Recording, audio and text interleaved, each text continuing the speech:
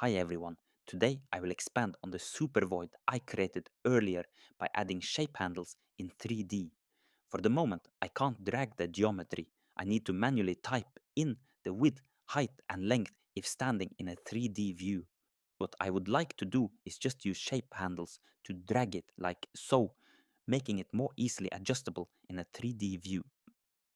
So let's get started by opening up the Revit family by clicking Edit Family. In the Family Editor, I go to a Plan View. Here, I will add reference lines to my geometry. Reference lines differ from the more commonly used reference planes. Reference lines are easily recognized by their solid green appearance. A straight reference line includes 4 built-in reference planes, 2 aligned along its length and 1 at each end. This is especially useful for modeling geometry or hosting nested families, since you can place the nested component directly on the reference line's built-in work planes. Reference lines are also excellent for managing rotation and angle-based behavior in flexible components, such as doors, windows, and mechanical fittings.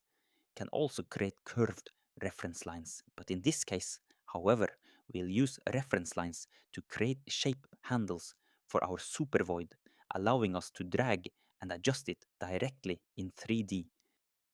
I've selected the tool and drawn a rectangle around the Supervoid. This rectangle consists of 4 reference lines. Next, I'll add dimension lines and lock them to the center reference planes so the distance is equal in both directions. After that, I place a dimension between the 2 reference lines and assign it to the existing width parameter.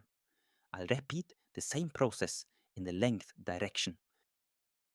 After assigning the dimension lines to the width and length parameters, I load the family back into the project.